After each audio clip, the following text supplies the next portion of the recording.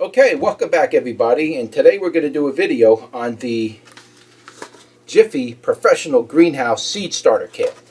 Now, I'm sure a lot of you have tried to start your seeds in the past, like I do, and I generally fill up the trays with soil and put my seeds in there. And for the most part, that's okay. And especially if you're starting early, if some of it dampens off or damps off, not a big deal because you can get right back into the game relatively pretty quickly. But in cases like in my case, I sometimes receive seed from different people from different countries that are very limited. I might only receive 5 seeds, for example, for a variety of pepper or tomato that's extremely rare. You can't buy it in the store. There's almost no information on the internet. I have to make that seed variety sprout and grow. I have to make sure I'm doing everything in my power to make sure that it grows. And one of the biggest problems with starting seeds, as most of you know, is the damping off problem. It's very hard to avoid that. There is not much you can do to actually avoid it. But even if you bake your soil in the oven for 280 degrees for, I don't know, 6 or 8 hours or something like that, even if you do that, you can still get a dampening off problem. The fungus is just in the air. It can just get in there and it'll dampen off. It's almost impossible to totally eradicate that situation, but you can still try. And so I was in Walmart today picking up oil for my car to change the oil, and I figured, you know what, let me try something a little different. And because I'm getting ready to start my vegetable starts for spring coming up, and so I figured let me go with this product and let me try this and see if I get better results starting wise, and see how that goes. And I figure, why not review the product? And you might be curious of the same thing, and you might want to give that a try. In the end, you might say, hey, this is something I want to try rather than mixing my own soil and then wait till half my starts die from damping off and then start all over again. This product is not guaranteed sterile, but it's made with peat. These little things in here are made out of peat, and peat moss in general is a sterile product. So I don't know if they actually purify it to the point where there's no living biological anything in there. No bacteria, no fungus, no parasites, no nothing. I can't guarantee that, but I would imagine that to some degree this product has been sterilized specifically for starting seeds, and that's generally what this is. So this is it. Let's open it up and take a look at it. Just pull that up, slide it out, give you a look at the back. I don't know if you could actually read that. Is it backwards, upside down? Should be right. Should be able to read that.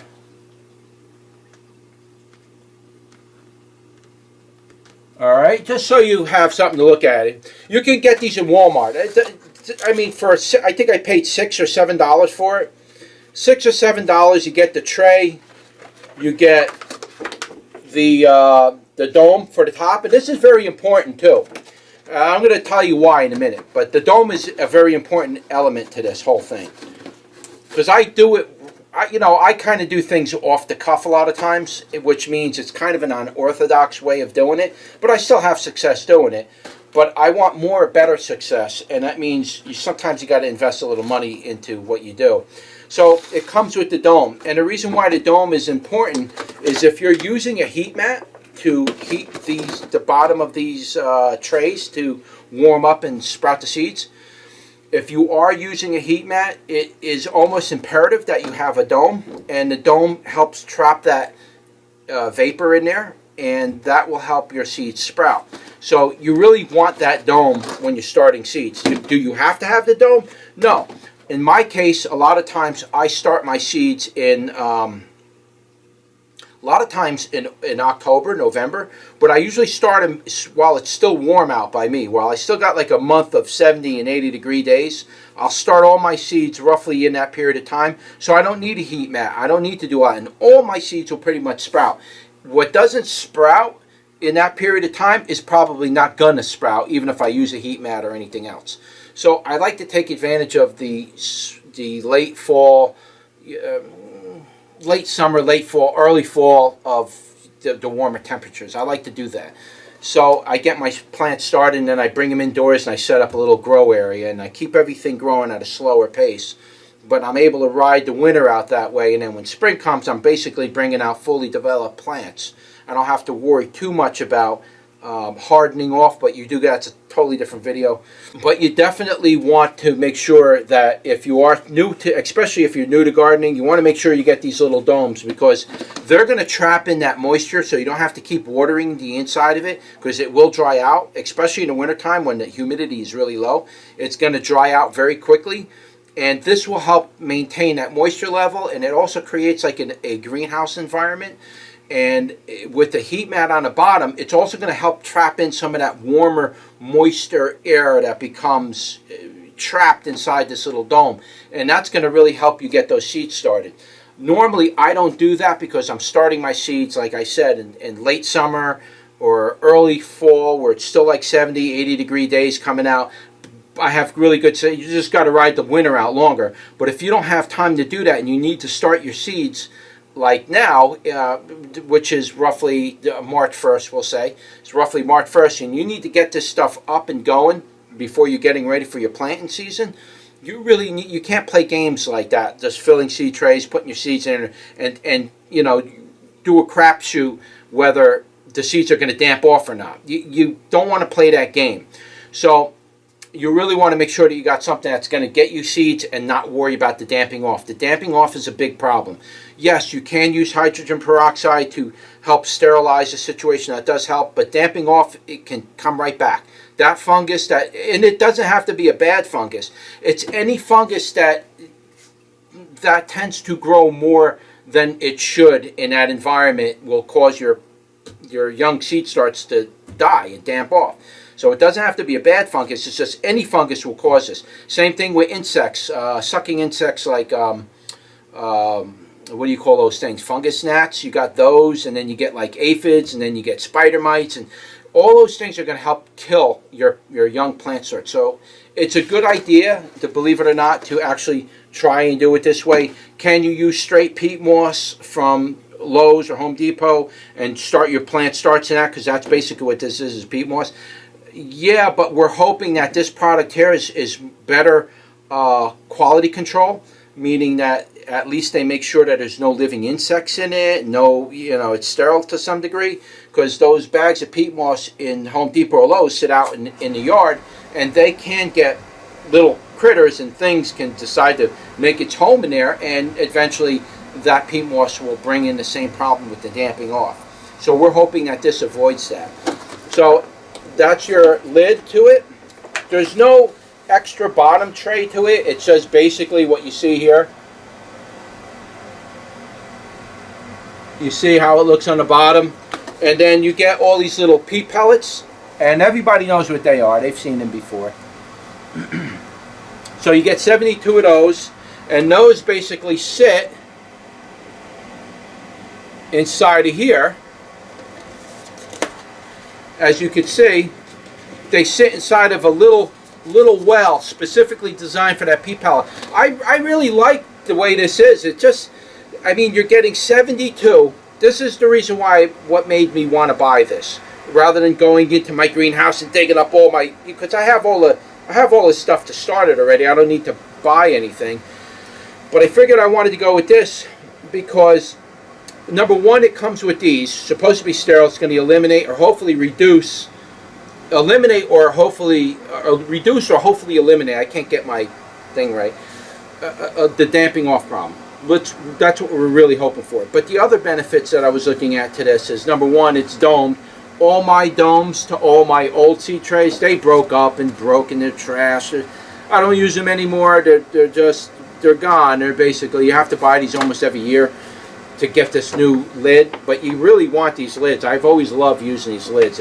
I mean, you can put like some, I don't know, what do you call those things for barbecue? Those little bamboo barbecue skews, stick them in a corner and just wrap it with cellophane. You could do that if you want to improvise, but I mean, this is easy, quick, and simple. Once they're all sprouted and they're growing a little bit, now you're getting ready for transplant.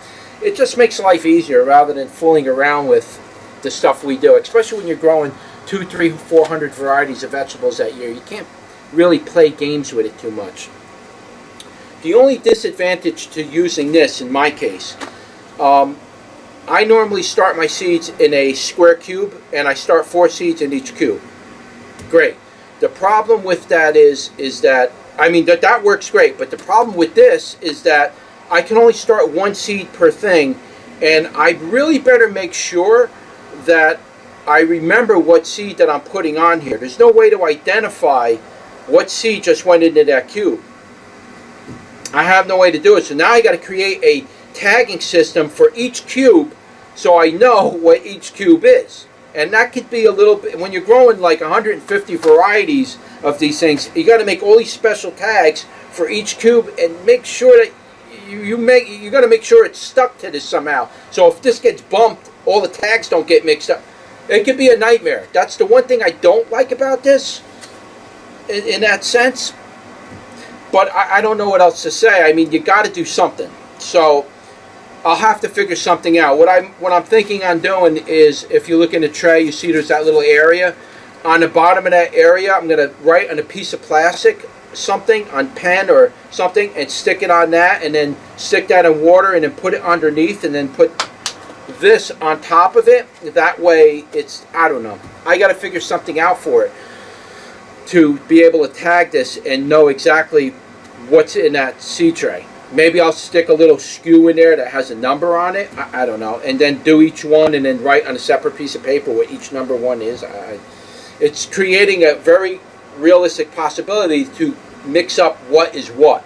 And that's what we try to avoid, at least with hrcs.com. That's what I try to avoid. But in a case like this, it could happen anyway. I don't know. You know, separating your seeds and keeping them separate is probably the biggest job of all of it.